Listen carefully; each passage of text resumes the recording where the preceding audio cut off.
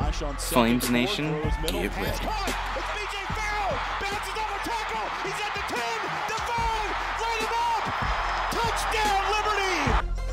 More coverage, more fun. Ground ball the other way, through into left field, a base hit, charging his Parrott, runner around third, throw coming home, he got it, ball game over! Austin will drive to the rim, gets up, it's good with 1.5 left! Flames Nation Insider. All Liberty, all day. Hey Flames Nation, welcome back to another episode of Flames Nation Insider. John Manson here, joined with Darian Graves. Darian, great to have you again as always. Thank you, I appreciate it. And in this episode, we're going to mainly be focusing on the Big South tournament. We'll also look back a little bit at Liberty's win against Gardner-Webb on Saturday to help propel them to the 5th seed and get a first-round bye. And as you said, that 5th seed is something pretty big, pretty important. But before that, a deciding factor in that was the game against Gardner-Webb University. The Flames were able to get a huge win, winning 86-81. Big step-up performance by Caleb Holmesley. Career high, 22 points for him. But I think the credit's going to have to go to John Dawson on this one. Completely silent in the first half. Second half, turned it on. His dad was there, had an awesome opportunity for really closing it out. Was able to get 16 in the second. And then Anthony Fields stepped up big there, getting 8 points. 5 assists in 31 minutes, so he played really well. Overall, a very just team effort coming off of those 2 losses, being able to show up at home. A lot of people were excited to see them and kind of send it off to be able to get that 5 seed and then be able to relax a little bit, and now not having to play an extra game. So Coach McKay was happy, the players were happy, and I think here at Flames Nation we're all pretty happy. Yeah, definitely great to close off the regular season with the win, especially after coming off those 3 straight losses.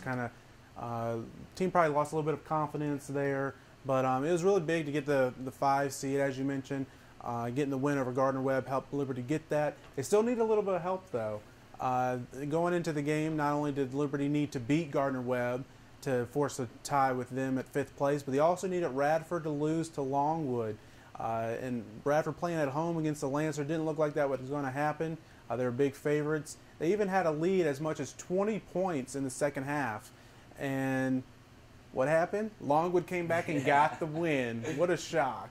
But with that win and Radford loss, win by Longwood, it propelled Liberty into the 5th spot, and they got the tiebreaker over Gardner-Webb, get the final bye for the first round going into the Big South tournament. So now Liberty only has to win 3 games in 3 days this weekend as opposed to 4 had they have had to play on Thursday. So it's definitely a big win and nice little momentum shift going into the tournament next week. 17 three-pointers in the game. Was it just that's what they were giving you, or was the plan to shoot from outside a little bit more today? As far as the plan, it just depends on how many we make. We want to take what the defense gives us.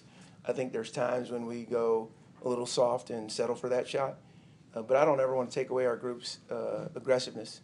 And I think what you saw tonight was our unselfishness, and again, this is a group that is really committed to that. And when they go in, it looks good. When they don't, you ask the question, why did you guys shoot so many threes? Only 3 assists and I believe 13 turnovers against Asheville Thursday night. Tonight, 19 assists to 9 turnovers. How indicative is that stat of how the team is playing? Well, we played more like we've been playing, and I didn't feel like we competed to the level of capability that we have on Thursday night. So Friday was a pretty intense practice. I don't know if those guys said it, but I just wanted them to be more passionate about the opportunity, and I feel like that was done today. 22 points, new career high. Was it, something you saw against their defense that just made you more aggressive? It was just confidence. My coaches have been giving me confidence throughout the whole season, and I just used it tonight. How big is it for the team to bounce back after 3 straight losses going into next week's tournament? It's really good. We knew that we had it in us. We knew that we had all the pieces together. We just had to put it together again. So with the 5 seed that Liberty was able to get with the win over Gardner-Webb, they also need a little bit of help, though, to get the 5 seed. They needed the win, and they also needed Radford to lose to Longwood on Saturday afternoon after Liberty played. And it didn't look like it was going to happen, as Radford was the home favorite. They got out to the lead by as much as 20 points there early in the second half with about 14 minutes to play. So it looked like Liberty was going to be relegated to the 6th seed, and they would have had to play Longwood there on Thursday afternoon down at Campbell University this weekend. But Longwood came back. Not much of Flames Nation doesn't really want to pull for Longwood, but we did on Saturday afternoon, and Longwood pulled through, got the 11-point win over Radford, came from behind from 20 down there in the second half. And with that win, Liberty catapulted from being the 6th seed up to the 5 seed and get the first round bye. And they will play UNC Asheville, the 4 seed, on Friday afternoon. So now let's take a look, and let's look at that UNC Asheville games. I'm sure for a lot of you guys that know, Liberty has not beaten UNC Asheville in the Big South. So it's kind of really that rivalry that's really building up this season for them. They haven't beaten them in 9 straight attempts. So that's already a struggle, but now they have to play them that 4 versus 5 seed for Liberty versus UNC Asheville. Yes, and Asheville got both wins against Liberty this season, and both games weren't really competitive. I mean, the first game was played back on January 2nd inside the Vine Center before Liberty got going, where they won the first 2 games and then won 7 out of 9 games with seven straight games, and then also 9 out of 11 games. It was before that win streak had started, so Liberty was really struggling at that point in time in the first game. They got way behind in the first half, I think by as much as 22 points going into the beginning of the second half. And then Liberty started to make a little bit of comeback, but they were never able to come all the way back to win. And then last week on Thursday, it was much the same with UNC Asheville kind of getting early control of the game and staying in control throughout. And they led that in that one last Thursday in Asheville by as much as 22 points. And Liberty was always kind of playing from behind, didn't really play that well. So it's definitely a big test for the Flames coming up Friday afternoon. Game will be at 2 o'clock down at Campbell University. Now, when we look at that team, they've got a huge freshman. A lot of guys are able to score. A lot of them are in double digits for their starting 5. But their big freshman, Dylan Smith, if he's not able to show up, do you think that the Flames are able to win, or do you think that there's something else the Flames need to do other than that? Well, the thing about UNC Asheville, Dylan Smith is their leading scorer, averaging over 13 points per game this season, just a freshman. But the thing about them, like you mentioned, all 5 starters are averaging double figures. So I don't think it's any one guy on their team that you can say, okay, we need to stop this guy. They do it as a team. Much of the season, even come down the last couple weeks of the season, it looked like they were going to be the number 1 seed, and maybe be the top dog going into the tournament. It didn't happen that way. They lost a couple games come down the stretch, but this is a good team. Another thing is, one of Liberty's big strengths, they've had 17 3-pointers against Gardner-Webb on Saturday, tied a school record. UNC Asheville is one of the top defenses against 3-point on 3 points against their opponents. They lead the Big South, holding opponents to 29% shooting on 3-pointers. That's also good for 6th best in the country, all in Division I. They're 6th best defense against 3-point shooting. So, it's kind of strength against strength there between their 3-point field goal defense against Liberty's 3-point offense. Yeah, and I think that 3-point, obviously, like the pack line defense is something that the Flames have really kind of been their backbone, but they shoot a lot of threes. And when they're on, they're on. I think if Caleb Holmesley is that guy who can get hot for them, Lavelle, if he can get hot, if Anthony Fields, if all these guys can really get hot, and you got to play your best basketball right now. Obviously, the month of March it's March Madness. It's crazy. And if the Flames are able to just really rely on Evan Maxwell, I think that's a really big X factor. If he's able to have a big game, AC Reed, everybody's got to play a good game. I think I've gone down the entire lineup, but I think if everybody's able to just really chip in and play their offense, play their best game offensively, and rely on the pack line, then I think they're able to walk away from this one. And hopefully, well, not hopefully, I don't want to face High Point, obviously, but I don't think we should be afraid of them. We were able to beat them, in the regular season. Asheville, we haven't been able to beat yet. As we continue to get you prepared for the Big South Tournament this weekend down in Buies Creek, North Carolina, and Campbell University, Darian had a great chance to sit down and talk with John Dawson, Liberty's leading scorer, to get his thoughts on the season and the team going into the tournament this weekend. How's it going, everybody? I'm Darian Graves here with Flames Nation Insider. I'm joined by Richie McKay and John Dawson. Exciting time right now to be a Flames basketball fan, but exciting time for you all. 5 seed going into the tournament right now. What does that kind of look like? What's that mentally prepare for you, Coach? Well, Darian, let me first talk about John for a second. I have a few questions for him, if you don't mind. Go for it. Go for it. John, tell me about Jamie Fisher-Davis. Fans, it looks like John is stumped. Nah, that's my This girl. is the quietest I've ever heard you.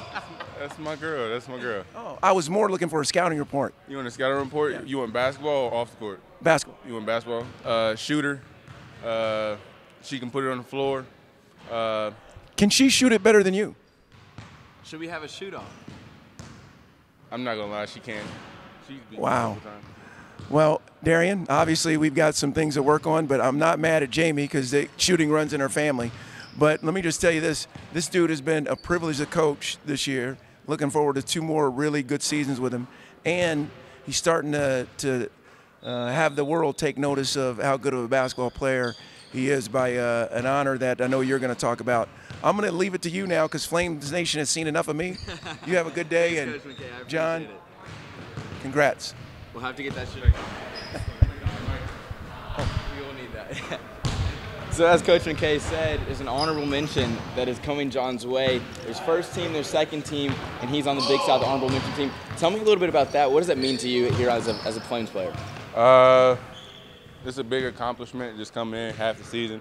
I owe it all to God, the teammates. It's not just me. They had a big part in just me being able to strive and get better and play this game. So I thank them and I thank God most of all.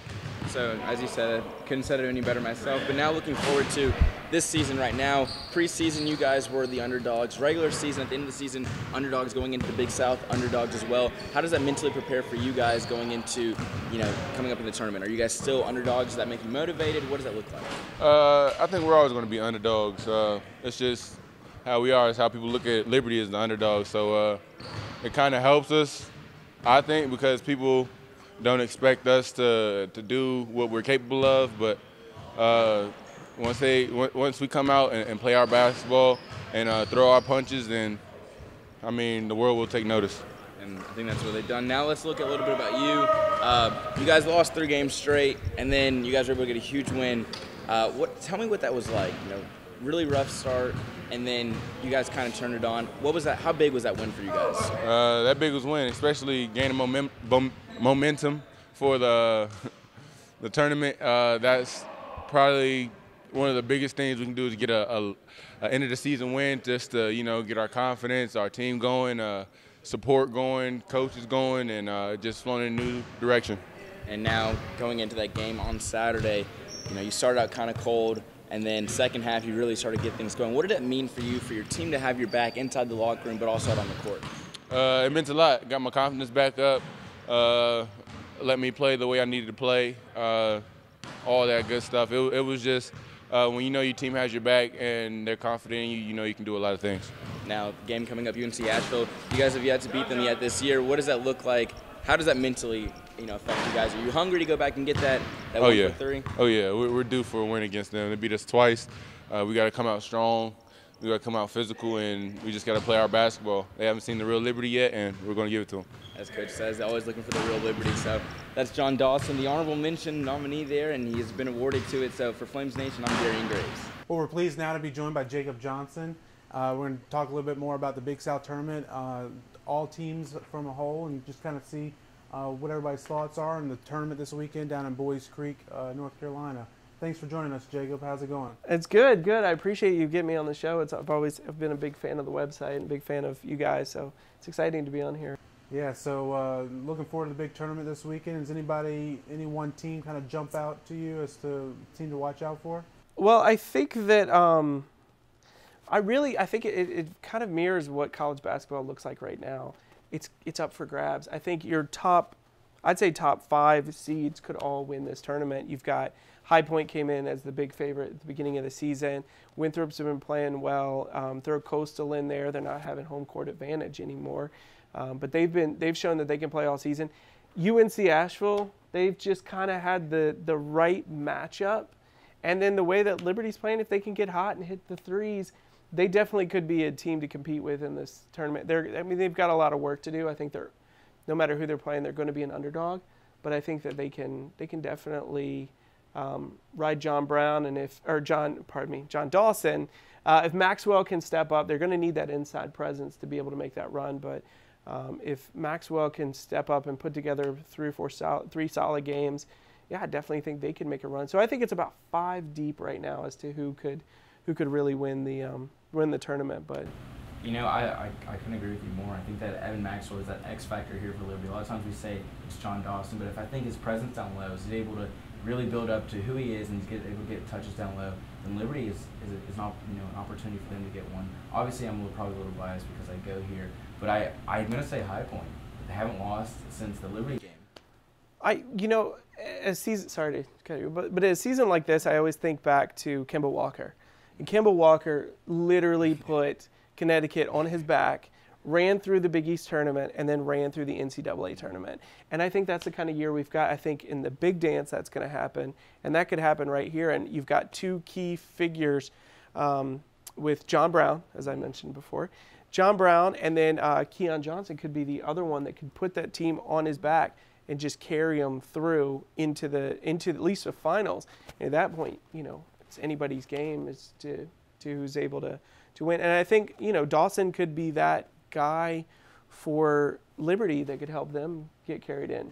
Yeah, you mentioned John Brown. He did get injured, so we're a little unsure of what his status is. Head coach for High Point, Scott Cherry's kind of been real coy about it as to how bad he's hurt. He got injured, I believe, last Thursday against Winthrop when they played, and he didn't play in their game Saturday.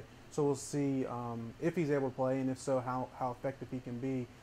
With that said, you know, this guy who, you know, preseason Big South Player of the Year, you know, all 4 years he's been right up there, one of the top scorers in the conference. If he's unable to play, how far do we think High Point can go? Are you saying upset in the first round? I mean, Coastal, excuse me, not Coastal, Charleston Southern, that 8 versus 9 seed. Charleston Southern or Longwood. Yeah. I mean, I do believe Charleston Southern's kind of that sleeper. Just I've seen them play a little bit, and they're really scrappy. A lot of people don't really pick them as anything to do, but I think if they're able to get past Longwood and, you know, High Point comes in, they sleep, then maybe that could be a possibility. That's great for Liberty if they're able to get past, you know, UNC Asheville. I think it would take a huge effort for Longwood or Charleston Southern, not to put them down, but I think it would take a big effort for them to knock off High Point without John Brown. Now, from there on out, at that point, you know, you've got maybe Asheville or Liberty second round. At that point, you know, easily could be an upset. And I think if, without Brown, could you give Asheville the favorite on that? I mean, you know, half of the bracket. Yeah, I mean, yeah, sure. You really could. And just to switch gears real quickly, and I actually tweeted you this, I guess, the other week, focusing on that 5-6 game of the Liberty, or the 4-5 game, Liberty Asheville game, it's all about matchups, and that has been the worst matchup for Liberty all season, has been that UNC Asheville team, and it almost would have been better for Liberty's sake if they would have gotten the 6 and had to play that extra game. You're playing what? It would have ended up being Longwood is who they would have played, because Longwood would have had to lose the game. So they would have been the 11 seed, so it would have been Liberty against Longwood. But do you think they need the rest? I think that coming off of that huge win that, you know, they were able to get here at home, coming off those 2 losses, I think that's what they need, is a break, a week for them to come in, go to practice, and now mentally get to their mindset. And I think Anthony Fields, being that senior, is going to be pouring into these guys, but they haven't really been in this situation. So I think this one game, and I guess if I'm playing devil's advocate, I think that one game, maybe somebody in easier competition that might be able to get their confidence up. And now coming into this team they haven't played, you know, very well against, not being able to beat them 2 times in the regular season, it might hurt them a little bit. Yeah, it could. But one thing to mention about Liberty is it's a team that I think could beat anybody in the Big South. We've seen it this year. They beat High Point twice. They beat Winthrop. You know, they've beaten just about everybody, but they could lose to anybody as well. I mean, it wouldn't be a shock if they were to play Longwood. Saw that against Presbyterian. Yeah, saw against Presbyterian. Yep. I mean, they beat Longwood, went down to last possession both games. So if that were the matchup, it wouldn't be a shock if Liberty lost it. So one thing Coach McKay said after the game on Saturday was he wants to only have to play 3 games. Yeah. So it increases your probability when you only have to play 3 games. I do understand what you're saying with UNC Asheville. It's a very tough matchup for Liberty. But other than that, I think they got a pretty good draw. If they could somehow get by Asheville, which is you know, it's putting it lightly, but then you got a High Point team who's banged up. Yeah, and I mean that could be the toughest matchup that they have. To me, that looks like the toughest matchup that they're going to have, because they just don't play well against Asheville. Just the 2 teams, and I think back to that 2013 tournament that they won, that last game, the last semifinal was Charleston Southern against VMI. And sitting there, I was rooting for Charleston Southern even though they were down, because I was like, Liberty cannot beat VMI. They just can't play that high pace that VMI plays. And Charleston Southern ended up coming back and beating VMI. Had that not been the case, I think the Keydets would have gone on to the first four instead of Liberty that year. And I think that it's a similar thing here. It's just Asheville just got the matchup. It's all about matchups this season, and Liberty just did not be able to handle it. But they always say it's easy to beat them twice, but it's hard to beat a team 3 times in a season. So we'll see what that One looks team like. we haven't really mentioned much is the 2-time defending champs, Coastal Carolina. Any chance they can make a run and try to get a three-peat? You know, I think it's a lot of, usually they play at home. You know, I think that's something, everybody here now is on the road. Nobody really has this opportunity to, you know, say how we're going to bring the fans. And yeah, maybe it's not that far away. But I just haven't seen Coastal be that dominant that I really, in the past years, we've kind of seen them as that one standout guy who really has been able to carry that team, that John Dawson, you know, that's person on the team that is able to take over the game. I really don't think that Coastal has that person this year to take them throughout the 4 or 5 games or whatever it is. Yeah, I think they're one standout player away from being that team. Again, they don't have home court advantage for the first time in 5 years, and they're going to the, can I say the desert? I don't know what you would call Buies Creek. The middle of Boonies. nowhere. I don't know. So you're going from Myrtle Beach to Buies Creek, but and I think the interesting thing is this is kind of their last rodeo too. This is the last time they'll compete in this tournament, so it could go one way or the other. They could be enthused and ready to come out, and you could have that one guy step up, or they could come out and just be like, well, this is the last time we come through. Let's just have fun, and whatever happens, happens. Yeah, and I they've got a tough matchup. Them being the 3 seed, they're going to have to face off against Gardner Webb, most likely. And if you get Campbell, okay. Campbell's at home, so that's going to be a little bit. But they are an 11 seed for a reason. But they're an 11 seed, yeah. They're Campbell, so most likely it's going to be Gardner Webb, and I think Gardner Webb they've shown that they've been a tough team to deal with all year. So, yeah, I mean, anything's possible. I still think the top 5 have a chance, but if I were to rank them, I would put Coastal maybe as that 5th best chance to win this. I put them right behind Liberty. I think I throw Liberty in there as the 4th best chance to win it. But so who's your top 3 teams in what order? My personal top 3. Come on. I just can't get past Asheville. I just can't do it. I think they're going to have the Coach of the Year. And I think it's between him and Richie as Coach of the Year, and I think they both deserve it. So I would say Asheville's up there. High Point if they can give up the full speed, and then Winthrop if they're able to run the other teams out of the building. Those are your top 3. I'd throw Liberty there at 4th, and then I would throw Coastal as an also-ran. They have a chance. They've got some good matchups, but it's going to be tougher for them. So one of those top 5 will end up cutting down. and if it's Gardner Webb, then what do I know? All 11 teams. Just say what you're yeah. Whoever it is, they're going. Well, if it's High Point, they may not go first 4. But anybody else, I think Winthrop as well. Winthrop may not go first 4. They may sneak out of the first 4. Yeah. But great having you here, Jacob. And, it should be a great week. Yeah, I look forward to being back on one day if you guys let me. Yeah, sure. All right, thanks so much. You snapped 3-game skid. How big is that going into the Big South tournament? I think the reverse would have been catastrophic. Going into the tournament with a 4-game losing streak would have been hard to get our guys or prevent them from doubting. But having won, I think the way we won, we kind of got back to the defensive end being our identity. I think that was really good. But, man, our freshmen are kind of growing up. And no one more indicative than that comment than Caleb Holmesley. He was really good today. So I think it helps us. It doesn't ensure victory. I think matchups is the whole key in postseason. Coach, you guys are picked to finish last in the Big South, but now you have a chance to finish in the top 5. What does that say about what this team's been able to do and exceed those expectations? Well, I don't ever worry about preseason expectations, whether they're high or low. What I'm interested in is, did we improve from September to March? And I think if anything, this group has exceeded my expectations in terms of, man, we only really had 8 scholarship guys, and although we put some others on scholarship, our guys just did a great job of their buy-in. And even when we were losing and doubt was seeping in, I still think we showed that we were capable of achieving more than maybe what others thought, but they did a really good job. I'll watch the Radford score tonight, and hopefully we get an extra day off, but if we don't, we'll every game in this conference tournament, you can throw out the window the seeds and the jersey color. I'm telling you, this league is very balanced. It's really well coached. And when there's no home court advantage and you're not sleeping in your own bed, other than Campbell, then anyone has a chance. Darren's been another great episode of the Flames Nation Insider. Looking forward to our next show. You make sure you want to tune into that one.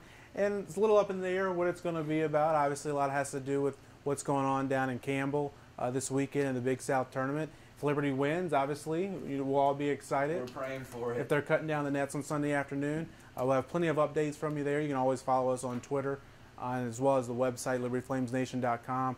But if they are the ones that cut down the nets next week this time, we will be talking about the NCAA tournament as Liberty will hear their name called on Selection Sunday. If not, we'll have a little bit of a season recap as well as getting into baseball full time.